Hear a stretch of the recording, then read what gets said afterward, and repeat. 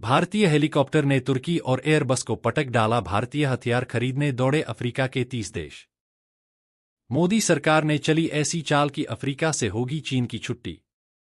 जी हां दोस्तों, भारतीय हथियारों का इंटरनेशनल लेवल पर भूचाल आ गया है। भारतीय वैज्ञानिकों द्वारा डेवलप किए गए हथियार अफ्रीकी और साउथ अफ्रीकी देशों को इतने पास आ रहे हैं कि वे चीन और अमेरिका को लात मारते हुए भारत से हथियार खरीदने को टूट पड़े हैं और चुन चुन कर भारत के फ्यूचरिस्टिक हथियारों को सिलेक्ट कर रहे हैं। आप ऐसा मान लीजिए कि अब भारत ने अफ्रीका में चीन और अमेरिका की वट लगाने की तैयारी कर ली है, क्योंकि एक तरफ जहां भारतीय वैज्ञानिकों द्वारा डेवलप किए गए हथियार अफ्रीकी देशों को पसंद आ रहे हैं,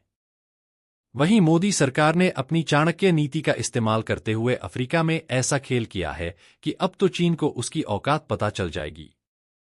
और जो चीन अपने सड़े गले हथियार अफ्रीकी देशों को एक्सपोर्ट करके अरबों डॉलर की प्रॉफिट कर लिया करता था और उसी रुपयों का इस्तेमाल करके अपनी आर्मी को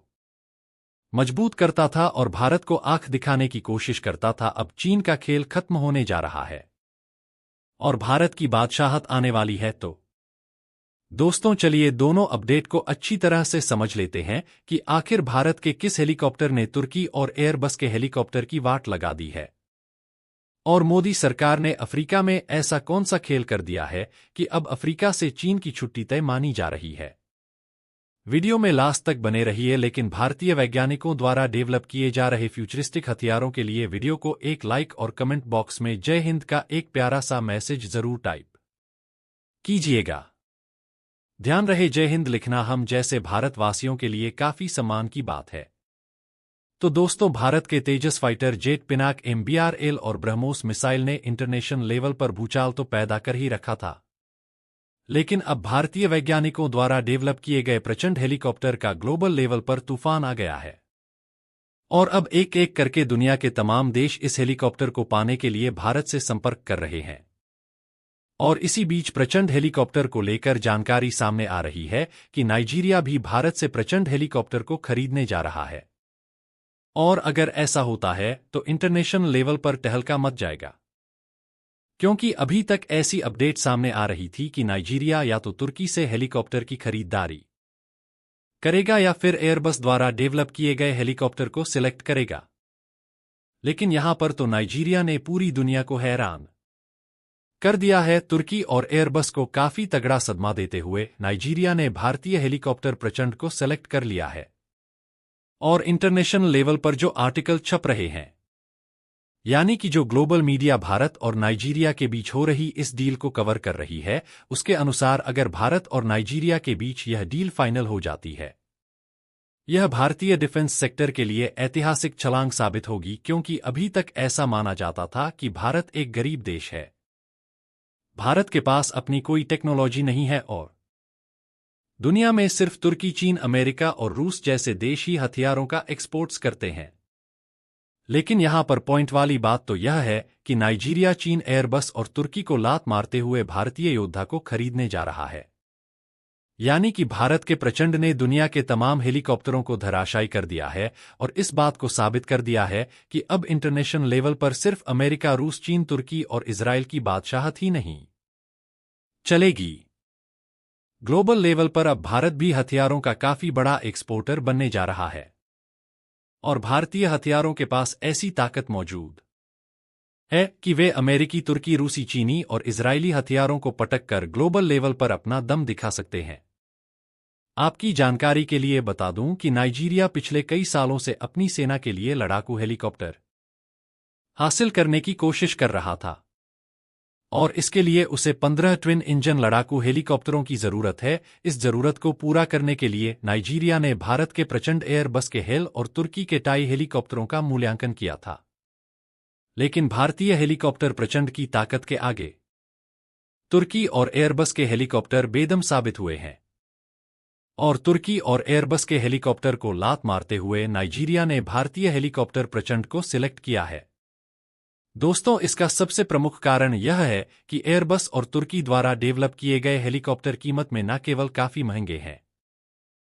बल्कि उनके पास उस तरह की टेक्नोलॉजी मौजूद नहीं है जैसी टेक्नोलॉजी प्रचंड के पास मौजूद है। यही कारण है कि इस रेस में प्रचंड ने तुर्की और एयरबस के हेलीकॉप्टर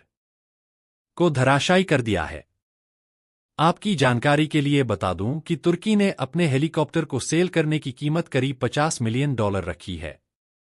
जबकि एयरबस ने अपने टाइगर को सेल करने की कीमत करीब $70 मिलियन रखी है। वहीं भारत ने अपने प्रचंड को सेल करने की कीमत करीब $15 मिलियन रखी है। यानी कि भारत का प्रचंड हेलीकॉप्टर नाइजीरिया को तुर्की के हेलीकॉप्टर से लगभग 3 गुना सस्ता, जबकि एयरबस के हेलीकॉप्टर से लगभग 4 गुना सस्ता मिल रहा है। जबकि तीनों ही हेलीकॉप्टर टेक्नोलॉजी के मामले में लगभग बराबर है। ऊपर से प्रचंड हेलीकॉप्टर के पास कुछ ऐसी खूबियां मौजूद हैं जो तुर्की और एयरबस के हेलीकॉप्टर में देखने को नहीं मिलती। भारत के प्रचंड को अलग अलग भूमिकाओं में तैनात किया जा सकता है,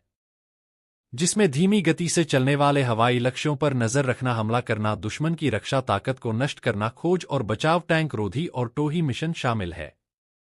और इन्हीं सब खूबियों को देखते हुए नाइजीरिया ने भारतीय हेलीकॉप्टर को सिलेक्ट किया है। तो दोस्तों चलिए जानते हैं उस दूसरी अपडेट के बारे में, जिसे जानने के बाद आप भी झूम उठोगे, क्योंकि मोदी सरकार ने अफ्रीका में ऐसी चाल चली है कि चीन को अरबों डॉलर का नुकसान झेलना पड़ेगा और अब स्थिति ऐसी हो जाएगी कि अफ्रीकी देशों में चीनी हथियारों का दम निकल जाएगा और जो चक्रव्यूह चीन ने अफ्रीका में तैयार कर रखा है वह भी तहस नहस हो जाएगा। दोस्तों, क्या आपके मन में यह सवाल कभी नहीं आया कि आखिर ऐसा क्या कारण है कि अफ्रीकी देश चीन से ही हथियारों की खरीदारी कर रहे हैं, जबकि भारत के साथ उनकी नजदीकी ज्यादा है? क्या चीनी हथियार भारतीय हथियार से ज्यादा ताकतवर हैं? तो दोस्तों ऐसा नहीं है। अफ्रीकी देश इस बात को अच्छी तरह से जानते हैं कि चीनी हथियारों की क्वालिटी कैसी है। उनको यह बात भी पता है कि चीनी हथियार भारतीय हथियारों के आगे कहीं नहीं टिकते, लेकिन अफ्रीकी देशों को मजबूरी में चीन से हथियारों को खरीदना पड़ रहा है,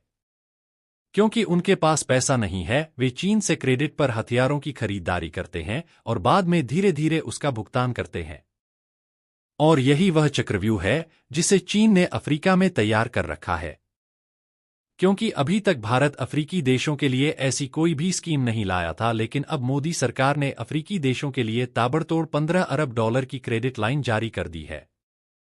यानी कि अफ्रीकी देश भारत से $15 अरब के हथियार क्रेडिट पर खरीद सकते हैं और उसका भुगतान किस्तों में कर सकते हैं। और इसी का परिणाम है कि अब धीरे धीरे तमाम तरह की डिफेंस डील चीन से खिसक कर भारत की ओर आती हुई दिखाई दे रही है। और नाइजीरिया जो भारत से प्रचंड हेलीकॉप्टर को खरीदने जा रहा है, वह भी मोदी सरकार द्वारा दिए गए